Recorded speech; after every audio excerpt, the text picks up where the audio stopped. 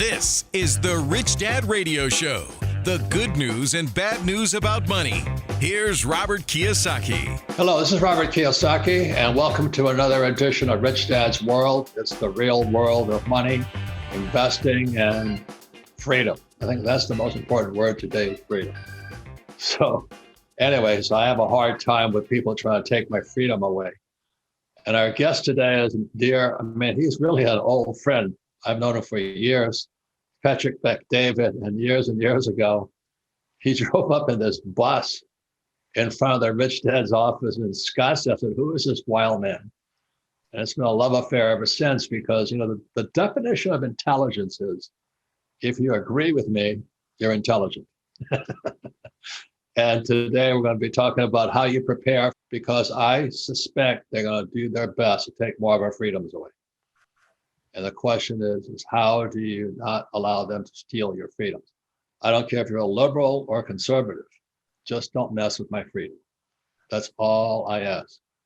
So Patrick, I was at Patrick's birthday party and it blew me away. I mean, his organization is a lot bigger than his bus he showed up in Scottsdale. And the thing I was most impressed with are the people around him. And the people around him are definitely proactive. They're going for it. I would say their financial future is very secure because of not so much about what they're selling, but what they're learning. And when it comes to how your future will do is what skill sets do you have? And that's probably the most important thing. And that was a story of my rich dad and my poor dad. My poor dad always said, go back to school, get your PhD. The trouble was he was broke. And I said, if I get my PhD, I'll just wind up like you. And my rich dad said, when I came back from Vietnam in 1974, he says, the number one skill of an entrepreneur is ability to sell. And what I was most impressed with Patrick Bet-David's organization is his guys were confident, men and women, positive, going forward. Their future is very, very bright because they have a great teacher in Patrick Bet-David. So Patrick, welcome to the Rich Dad World program. It's great to be on with you. Yeah. So what would you say about a person's skill sets? I mean, when you think, what carries you into the future? It's not your college degree, but what skills do you have, right? Yeah, it's funny you talk about sales, and I'm thinking about this whole thing with sales. When I got out of the military, I knew how to work hard. I didn't have a problem working hard. That was not tough for me. I learned that from the military, just like yourself, having served in the Marines. And my dad was a worker. He ran a 99-cent store in Inglewood, and he's always been a worker. So I got the work part, but the sales side I didn't have. I started working at Bally Total Fitness, and I learned how to sell. I was coached by a guy named Cisco. He was my manager at Bally's. He sent me to Fox Hills Mall because I couldn't sell memberships at the gym. And he says, before you give up sales, I want you to go try to sell memberships at the mall. I said, Cisco, I can't sell memberships at the gym. You want me to sell it at the mall? He said, yes. I went to Fox Hills Mall. First day, I was standing behind the booth. I was so afraid to talk to anybody and engage. And the next thing you know, I came to the side of the booth because it was these two other guys. And I came in front of the booth, and one girl came in, bought the first membership from me, $75 down, $32. I remember till today, this was a $99. And I called Cisco. I said, Cisco, somebody bought a contract from me. He says, you got to be kidding. I said, no. So then I sold second, third, fourth, and I became rookie of the month. I became rookie of the quarter. Then I became rookie of the year. And then I saw the world from a completely different perspective once you learn how to sell, because it's almost a skill set of freedom. Whether if you ever see the hot girl in town who dates a guy that's maybe a 5 or a 6 and she's an 8 or a 9, and you're wondering, how the hell does she end up with them? There's a very high likelihood the guy's a great salesperson, okay? If you ever get passed up by somebody on a promotion and that person's not as qualified as you to get the promotion, but they get it, they probably sold themselves better for that position than you did. If you ever notice in a family setting where, the time comes where somebody has to make a decision for the family's future and your idea is better than another person's idea, the other person was better at selling their idea than you. This whole sales thing goes in many different ways. And today, Robert Kiyosaki is the best-selling author of Rich Dad, Poor Dad. Attend Robert's free virtual wealth building event. Claim your free access now at richdadfree.com. Go to richdadfree.com. I wrote a list of things while you were talking here about skill set. My kids, when they come up to me, they want to ask me for something. Say, Dad, I want to go to movies. I want to go to a restaurant. I said, sell me why. Not tell me why. Sell me why. And they'll say, well, I think we got to go there because, I said, tell me why. And then, well, because of this, because of that. And many times they'll come and they'll say, Dad, we want to go to, in the ocean this week with the boat. I'm like, let's negotiate a deal. Tell me why you deserve to go there. Well, do you remember last week when you asked to do this? We did this. Do you remember last week? And what if we do this? And what if we do this? So I think the skill set of selling, negotiation, reading people, intuition is probably some of the most important skill sets, because you are right. I think they are going to try to impose their power and force to take away more freedom if you allow it to. But if the right people stay a little paranoid and they read them a little bit better, and you have some intuition to know that nothing's more important than your freedom, if we fight back, I don't think they'll be successful. That's correct. And then the saying we have at Rich Dad, it's sales equals income. And so I meet so many people who say, well, I can't afford this, I can't afford that, I can't afford to buy real estate, I can't afford to buy Bitcoin, I can't afford to buy. Well, the reason you can't afford to buy something is because you can't sell. And sales equals income. So back in 1974, my dad wanted me to go to the University of Hawaii and get my PhD. And I said, no, he wanted to fly for the airlines because he was a pilot. And I said, no, I'm not going to do that. I'm going to learn how to sell. And he was upset. He said, salesmen are crooks, they're con artists. It's not a very honorable profession. But that's why he was poor. So many PhD types, academic types, they think they're above the capitalist process. They think their PhD entitles them to the better life. But if you go for your PhD, you really don't have the skill sets to be in the capitalist world. Like when my father, bless his heart, he ran for lieutenant governor against his boss, the governor, as a Republican in the People's Republic of Hawaii. Hawaii's 100% communist. And so he ran as a Republican and he lost. And the governor said to him, you'll never work in this state again. So the power the governor had over my dad was his job. And the hardest thing for a school teacher, Patrick, is as a capitalist, you really don't need a school teacher. You need a salesman. And my father just couldn't sell. He wouldn't, he just kept holding up his PhD. I have a PhD, but he couldn't sell. Wow. And you know what I mean? And I saw that. And that's when my rich dad, who had no education at all, said, you better learn how to sell pretty quickly. So I was at your birthday party and I saw your team, both men and women, what they have is confidence. And that confidence, ability to sell, to communicate and all that, that'll carry them into the future. And what's going to happen is as the economy worsens and they keep stealing our freedoms, they're going to have the income via which you take advantage of real estate, of whatever Bitcoin, whatever they want to invest in. But if you can't sell, remember, sales equals income. And if you can't sell, you don't have income. I mean, is that direct a process? But when I sat down with my poor dad, he just couldn't hear it. He said, salesmen are crooks. They deceive people, they cheat people and all this. But that's what prevented him from getting ahead. Have you seen people like that? Oh, tremendous. I mean, my dad, I mean, he was a worker, but, he was always stuck with where he was at. My family with where they were at. But, the biggest thing listening to the story of your father is your dad wasn't afraid to go up. So maybe he wasn't a good salesman. Maybe he wasn't an entrepreneur, but the guy definitely had courage to go up against his former boss as a governor.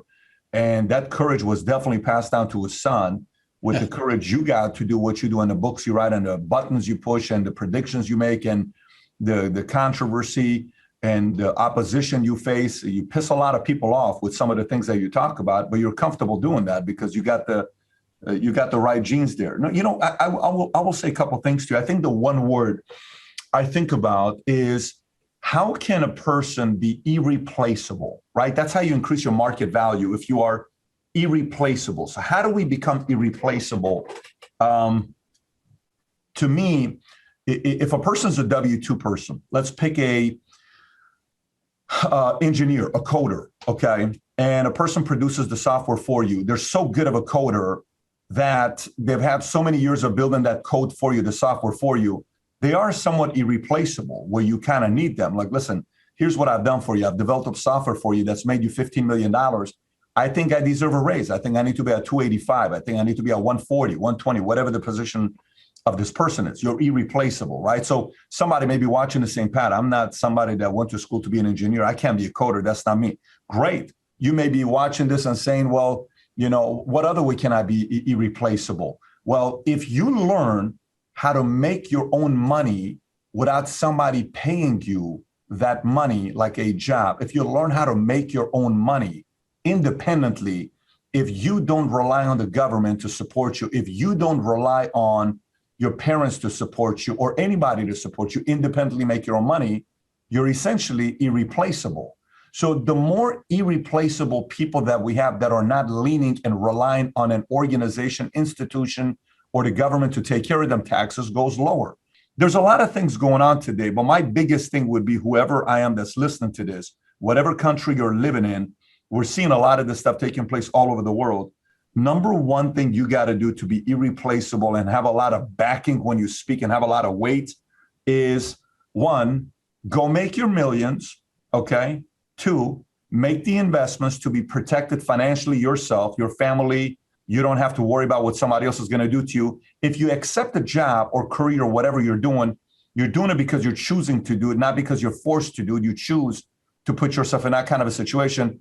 And if you do that, a government and an institution fears somebody like you because you don't need them. There's always this notion about when moms and sons or father and sons, kids, sometimes they go through this challenge because the kid's growing up always needing mommy and daddy for money, always needing mommy and daddy for money, mommy and daddy for money, mommy and daddy for money. Then there's this awkward transition where mommy and daddy can threaten to take stuff away from the kid by saying, if you don't do this, I'm not going to give you an allowance. And eventually the kid says, listen, I make my own money now, $20,000. That threat doesn't work anymore. And parents sometimes is uncomfortable to give up that control. They lose it, right? So the government doesn't like it when you no longer need them. The government doesn't like it when you no longer need their welfare state or their support or any of that, because you independently make money. If you don't position yourself in a way to make your own money and be free, you are going to be living a life of conformity and being a hostage.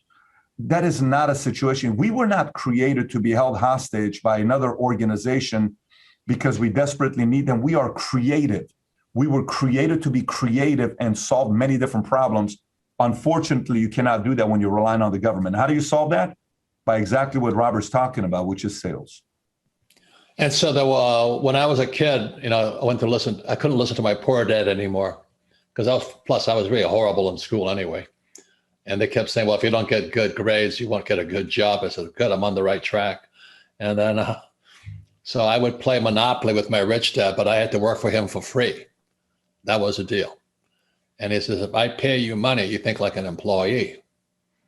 So I would work for him for free, and then he'd play Monopoly and teach me. So as I got older, when I was about 12 years old, he says, okay, your graduate course is this. I had to go to he had a lot of rental units. He called them rental units. My poor dad, the school teacher, called them slums, And I think, the formula, Patrick, is the real estate buys the land. So rich dad was putting up these military Quonset huts on this really great land, but the Quonset huts, the military were buying the land. So he put these little cheap ass Quonset huts up there. And my poor dad went nuts. He went, oh, how dare you do that? He's taking advantage of all these people. He's a complete Marxist socialist. So when I was about 12, Rich Dad says, okay, we played enough Monopoly. You're going to graduate. And so the next graduation course was I had to go knock on doors and collect rent. I tell you, Patrick, I learned more about life knocking on doors, Wow. collecting rent, because everybody who was late in their payments had an excuse. They all had a TV set. I could hear it going in the background. They weren't working, and they didn't pay their rent. It was one of the best educations I ever had. I can only imagine. Oh my God, at 12 years old. Wow. And so that kind of, that also twisted my path because my poor dad had excuses too, if you know what I mean. I heard similar excuses collecting rent from these very, very poor people. And I heard the same excuses at home. And so that's why when Rich Dad said to me, when I came back from the Marine Corps, he says, you better learn how to sell. I didn't want to do it because nobody likes rejection. Everybody hates rejection. I'll tell you two stories. Was that when I was in Sunday school, I was about 7. And my Sunday school teacher asked me, she says, why were the 3 wise men wise? And I said, well, because they were rich. And she goes, no. Why were the 3 wise men wise? I said, because they were rich. And she kept saying, well, why do you say they were rich? I said, well, they had frankincense, gold, and myrrh. And they came to give it to them. I'm not pushing religion here, but I went to a Christian school, Sunday school. So they had frankincense, gold, and myrrh. And she said, they were rich. She says, no, that's not the answer I'm looking for. And here's this young Sunday school teacher. She says, the reason they were rich is they always sought the best teachers. And I went, holy mackerel. So Patrick, about 2 years later, when I realized I'm not learning jack from my school teachers, and I go to a really rich kid's school, and I go, how come they're rich and I'm poor? My old man's a head of education, PhD, and I'm still poor. And I realized I had bad teachers. So what happened then is that my poor dad was a pretty good guy. He says, you should listen to your best friend's father, who was Rich Dad. I said, why listen to him? I said, because he's an entrepreneur. And I said, what are you? He says, poor dad says, I'm an employee. And I go, what's the difference? He says, it's a big difference. He says, entrepreneurs must know about money. Employees don't. There was like a big lesson. So the next lesson was this. So I got this job at Xerox, the same story you have. Is I get my little handy dandy sales planner up. I'm dying. Let's say there's 20 sales guys at the Xerox branch in Honolulu. I'm dying. I'm like, and this guy Sanchez flies in from Western Region, Santa Ana. He looks at my sales thing, and I got all these appointments, but no sales. And I'm going to get fired. So I said, I can't, I'm working hard, but I'm going to get fired, because I had no sales. So I go, my Rich Dad's office was at Waikiki. So I go to Rich Dad's office and I show him my planner. He looks at it. He goes, okay. He says, let me ask you this. How many, I had to knock on doors. I had no established accounts. The FNGs and the FNU guy has to always cold call. That's as brutal as it comes. So I'm cold calling in Honolulu. I'm getting nowhere, but I'm making a lot of cold calls. So I show my Rich Dad my sales planner, just like you do with your guys. And I said, my Rich Dad says, well, it's obviously why you're failing. I said, why is that? He says, you're not failing enough. He says, if you want to become successful, you have to step up your failure rate. I went, what? Because in my poor dad's family, the academics family, PhDs and all this, failure means you're not successful. And to my Rich Dad, failure meant you were getting successful. So his advice to me, and I'm working for Xerox, I'm probably 28 years old. He goes, you got to step up your failure rate. Find a way to fail faster. So that's when you get creative. I can only make so many sales calls a day. So what I would do at night, let's say I left downtown Honolulu at 5, I would go to this nonprofit organization up the street and I would dial for dollars. So I could make 30 sales calls in a night. And I didn't care if I failed or, I was just dialing to get people to donate money for this charity. And I failed 30 times a night. And I kept failing 30 times. That was my goal, fail 30 times a night. But you know what happened, Patrick? My sales at Xerox went up. It was the most amazing thing, because after a while, look at what I saw at your birthday party in Miami. Your people, men and women, have tremendous confidence. And when I meet somebody who's poor and struggling and all this, they lack that confidence. They're more afraid of what somebody thinks of them than they think of themselves. So that was the first thing I noticed. So, congratulations on being a great sales trainer, developing sales leaders. But for me to become successful, I had to step up my failure rate, which goes against everything school teachers teach you. So today, the reason I have so much money is because, Rich Dad Poor Dad is now 25 years old. It's still number 20 in the world. And the academics still say, you still can't write. And I go, yeah, but I can sell. It's a bestseller. But these academic types, they say, but you can't spell. I said, I know, but I can sell. Yeah. It's a whole different value system. And it was turned down by everybody. But one of the biggest advantages I had is that when I wrote the book, I endorsed network marketing. Because in network marketing, if you have a good sales leader, you will learn the number one skill of an entrepreneur's ability to sell. So, you and I have very similar mindsets, different experience, same experiences. But if I could leave a message throughout, the reason I can buy so much real estate is because I make so much money. And if I don't invest in the real estate, I pay taxes. But most people can't invest in real estate because they don't have any money. Do you know what I mean? They can buy a duplex or something like this. But I'm $1 billion in debt. I borrowed $1 billion to buy all this real estate. And the only reason I can do that is because I know how to sell. And it's a completely opposite world of the average person out there. And by the way, Patrick Bet-David this is the book you're part of here, Patrick. This is called The Capitalist Manifesto. You're a part of it. I love it. Because you ran away from tyranny, didn't you?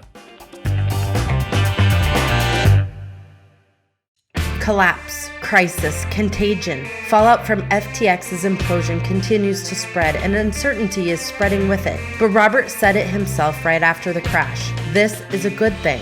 See, Robert knows there's always opportunity in times like these. After all, we're not chasing a quick buck. We're investors. We identify opportunities with underlying fundamental value, like real physical assets. Robert says these assets are the bedrocks of a strong investing strategy. Goldman Sachs themselves recently called out real assets like fine art as a way to protect your purchasing power even as prices skyrocket. Data shows the ultra-wealthy are thinking the same thing about art investing, as their median spending on art is predicted to hit double what it was last year. However, a community of 575,000 plus savvy investors has already beaten them to the art market, thanks to Masterworks. Masterworks paintings are qualified with the SEC, affording their members trust and transparency while they invest. Masterworks has produced incredible results from selling their paintings, even in a year fraught with losses. Like in early November, when they delivered a 17.8% net return to their investors. It's their fifth exit this year alone, bringing their last three to 17, 21, and 33% net returns, even during 2022's historic losses. With major economic markers flashing red, the next 6 months could be some of the most important of your investing life. Paintings have sold out in minutes on Masterworks, but you can get priority access going to masterworks.art/richdad. That's masterworks.art/richdad. See important disclosures at masterworks.com/CD. It's never too early to play holiday music, and it's never too early to start thinking about gifts. Whether it's for a friend or the friends in your pants, you can make this a season to be jolly with Manscaped. Do your little drummer boy a favor and use the Lawnmower 4.0 to avoid another silent night in the bedroom. Then add in Manscaped's top-of-the-line shower products to have the people thinking, all I want for Christmas is you. Santa cares about his sack, and so should you. Look nice when you get naughty by going to manscaped.com and use code RICHDAD for free shipping and 20% off. This is Rob, engineer of the Rich Dad Radio Show. Last year I told you how I started using Manscaped to shave my Santa beard from down under. I also started using Manscaped's manly scent to add a little freshness to my jingle balls. I've been trimming my tree and using Manscaped's scented products to smell fresher than Christmas snow for over a year now. And I will never stop. Manscaping is an important part of my grooming routine and the part Mrs. Rob loves most. I don't even have to use mistletoe to get my special Christmas gift from her this year. All thanks to my Manscaped grooming routine. The Manscaped Platinum Package 4.0 is the one-stop shop for the man who deserves it all. It has everything needed to help you deck the halls from face to balls just in time for mistletoe season. The Platinum Package has each product from Manscaped's best-selling Performance Package plus Ultra Premium Body Wash, Ultra Premium 2-in-1 Shampoo plus Conditioner, and Ultra Premium Deodorant. It's the best way to smell fresh from your Santa hat to your candy cane. This Christmas package comes with the Lawnmower 4.0 body trimmer and the Weed Whacker nose and ear hair trimmer featuring proprietary advanced skin-safe technology to protect your delicate presence. Plus, both are waterproof so there's no issue clearing the snow out of your driveway. And there's also a 4000K LED on it so you can light the way like Rudolph. Now that you've groomed your candy cane, it's time to make sure you don't smell like a reindeer with the Platinum Package's shower products. All of Manscaped's shower gear is sulfate-free, vegan, and made to have your skin feeling hydrated and smelling fresh. But smelling good doesn't stop at the shower. The Crop Preserver Ball Deodorant and Crop Reviver Ball Toner can solve stank problems all day long. Once they touch your sack, you'll never go back. The Platinum Package 4.0 sitting under the tree is guaranteed to put anyone in the holiday spirit. And for the perfect stocking stuffer, add in the brand new Body Buffer, an incredible body scrubber that makes exfoliating easy and a lot cleaner than that old loofah. Get 20% off and free shipping with the code RICHDAD at manscaped.com. That's 20% off with free shipping at manscaped.com and use code RICHDAD. Manscaped, get your jingle balls ready for the holidays. Feeling powerless over current events and your financial future? Financial freedom is your freedom. Robert Kiyosaki is the best-selling author of Rich Dad, Poor Dad. Over 40 million people have taken Robert's advice. Now it's your turn. Attend Robert's free virtual wealth building event. Claim your free access now at richdadfree.com. Don't wait, access is limited. Go to richdadfree.com. That's richdadfree.com. 10 years. Talking about that. Yeah, absolutely. 10 years in Iran. I lived there when the whole war happened between Iran and Iraq. And I was born to a communist mother and a capitalist imperialist father. One side of my family would always talk about the fact that rich people are greedy, and the other side of the family would talk about that poor people are lazy. And both of them were both right and wrong. You know, there's greedy rich people and there is greedy poor people. And I know a lot of lazy poor people, and I also know hardworking poor people who have the wrong mindset. So anyways, we escaped. I lived in Germany for 2 years at a refugee camp, which I got the first taste of entrepreneurship there. A Super Nintendo, Super Mario Brothers 2 was coming out. And there was a guy in the refugee camp. His name was Jan Staff. He's no longer here with us. He had a sister who was gorgeous, and I was in love with this girl. And I was 11 years old. I'm like, I got to figure out a way to spend more time with this girl. So I talked to the Jan. Jan was 4 years older than me, and I realized Jan liked video games. And so I said, if I buy Super Nintendo, he can play Super Nintendo, and I can play with his sister. This is a great deal. I was 11 or 12 at the time. She was 10 or 11. We were both kids, clueless. So I went to the local swimming pool, and Germans like to drink, and they like to party. And it was the year when they won the World Cup. So I went to the local swimming pool, and I said, look, you got beer bottles and beer, cans everywhere here. What if I bring this up to you? And I clean it up. I talked to the owner. He said, I'll give you 5 pfennig per. I cleaned house with his pool every day. Eventually, I gathered 250 marks, which is what it cost for me to buy that Super Nintendo. I went to Kaufhof, which Kaufhof is like our Sears. And I went to Kaufhof and I bought the Super Mario Brothers, Super Nintendo. I brought it back to the refugee camp. I was a hero. Everybody was playing with the video games. And I asked Katarina, let's go spend some time together. And we go to the park. That was my first experience about entrepreneurship, that you can make the money out there. Money's out there. There's many ways to make the money. You got to go ask and create some kind of value for you to make it. Then came to the States at 12 years old, Glendale, California, and was there for 6 years, then went to the Army. Then a day before 9/11, I started working at Morgan Stanley Dean Witter as a stockbroker. Got my Series 7, 66, 31, 26 as a 21-year-old. I was the youngest broker they hired. And then I went to Transamerica for 7.5 years, and I started my own insurance company, and the rest is history. But it just validates that, how often, like the other day, we're doing research today on politics, and we were watching a lot of old JFK interviews. And I want to read something to you that JFK said in regards to taxes. So, most people think about taxes and like, well, we got to tax the rich. We got to tax the rich. We got to tax the rich. It's not fair, the fact that they don't pay enough taxes. Here's what Kennedy once said. On September 18th, 1963, Kennedy said, a tax cut means higher family income and higher business profits and a balanced federal budget. A tax cut means a balanced federal budget, said by a Democratic president. Every taxpayer and his family will have more money left over after taxes for a new car, a new home, new conveniences, education, investment. Every businessman can keep a higher percentage of his profits in his cash register or put it to work expanding or improving his business.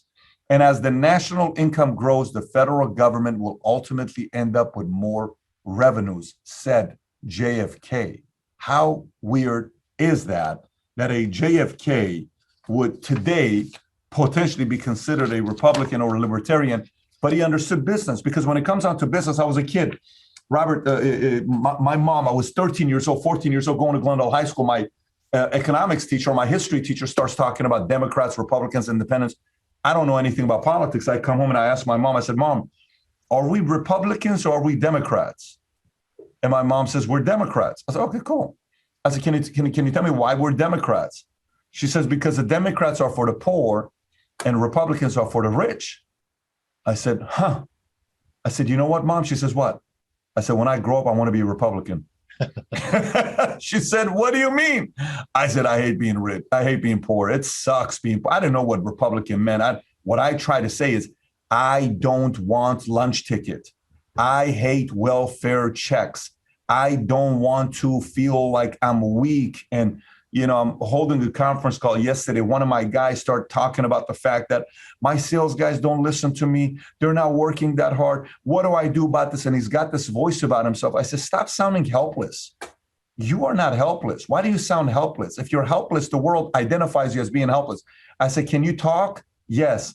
Do you speak more than one language? Yes. Can you hear me? Yes. Can you see me? Yes. If you touch me, will you feel me? Yes. Can you taste food? Yes. Can you hear music? Yes. You're so gifted. You don't need to feel helpless. This helpless mentality is so unattractive. Nobody likes a helpless mentality. So half the battle is, for folks that sometimes are coming from other countries and we're immigrants, your family, my family, when you come to a country like this, I was speaking at a school last week, and one of the guys got up on stage and he felt like guilty talking about America's the greatest country in the world. He says, look, we're not perfect, but we are one of the best countries in the world. And I'm like, how do I say something without stepping on this guy, because he's the headmaster? So I get up on stage, I say, first of all, let me applaud the headmaster. Fantastic message. Thank you for your service.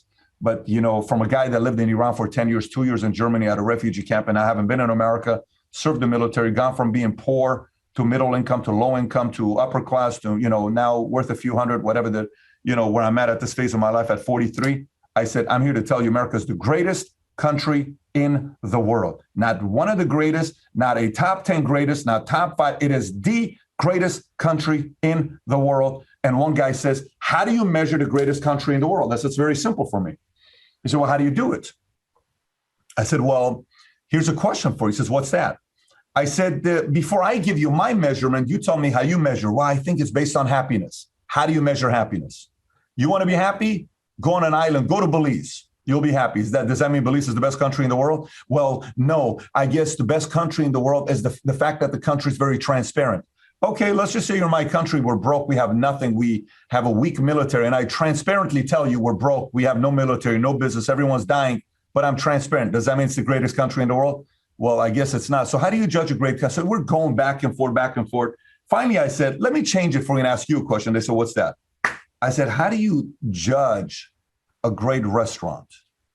She says, reviews? I said, okay, that's one way.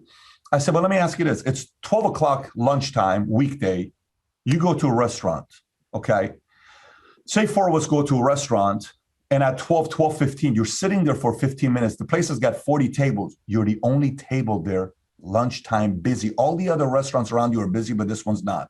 What do you do 15 minutes into it? You're like, guys, we're probably at a bad restaurant. Let's get up and walk out. You leave, right? He says, yes. I said, now, what do you do when you go to a restaurant and you walk in, there's a 20-minute wait, there's 200 people inside, and any day you go during lunchtime is packed. What do you say about that restaurant? That's a great restaurant. I said, that great restaurant is America, because America leads the world in immigration, and it's not even close. We have 48 million, and the number two country only has 10 million. If that was a football score, it'd be 48-10. That's a shellacking is what it is, what America is doing, because the list of people, the line is so long. Millions on top of millions want to come to America. So, you know, and I know this is an international thing. There's people from all around the world. By the way, I will tell you a couple different things. One, you got to have pride in the country you represent. You got to have pride in the religion you represent. You got to have pride in the heritage that you represent. But you also have to understand that the basic fundamentals of freedom apply everywhere. This is why Gorbachev finally brought the wall down. This is why China finally realized they need capitalism. So capitalism works no matter where you are, as long as you leave the freedom upon the people to make a decision for themselves on what kind of a life they want to live. So I don't know if that's what you were looking at, but that's briefly my story. And that's exactly the story. I mean, you and I are like I said, the definition of intelligence is, if you agree with me, you're intelligent. And so I want to thank you, you know, because when I met Kim, she turned me down for 6 months. And if not for sales training, I would never, I mean, I just persisted 6 months. And then when I stepped up the interest in her, I found out she had a great job with an advertising agency in Honolulu. And every guy wanted her. So, you know, I played rugby, and my rugby player said, she'll never go out with you. You know, you're so freaking ugly. And, you know, how friends are. And then one day I found out that she would work in Honolulu. And then in the evening, she had a network marketing business. And she would go and set up her little thing to learn how to sell. And I went, man, this is a woman after my own heart. You know, she really likes, she's good looking, she's got beauty, she's got brains, and she likes business. And then, you know, the reason I'm here is because I have a great woman. If you have somebody who doesn't like business because you think it's illegal, immoral, unethical, and all that, you pay the price. You know, it's like the price when I was 12 years old, knocking on doors, collecting rent from poor people. They all had excuses. And you and I know that's the biggest death of all, is when you let your excuses run your life. But I'll show you what capitalism really is. This is, if you've seen the financial statement here, you have income, expense, asset, liability, and employees and self-employed focus here. And then B's and I's, or entrepreneurs like Patrick and myself, focus here. This is called the balance sheet. This is called the income statement. But the big problem here is this word here, tax. And Patrick talked about how taxes wipe you out. So what I had to learn was I had to learn to build a business here by selling, learn how to sell. So what happened is my income goes up here. So as my income goes up here, taxes just take it right away. So I had to find out how I could minimize my taxes legally and increase my income. And the way I do that is as an investor. So what happens for me is, let's say I make $1 million here. Okay, $1 million. If I do nothing, the government takes 60% of that. So I net 400,000 on $1 million. But the reason I had to learn how to invest in real estate was because I come down to the liability column here and I borrow 4 million. So I make $1 million there. And as an investor, which Rich Dad World recommends, is you learn how to acquire real estate. So if I borrow $4 million here, I step up my asset value to 5 million. And because I've stepped up my basis from 1 million plus debt to 4 million, I have a basis of 5 million. I pay no tax.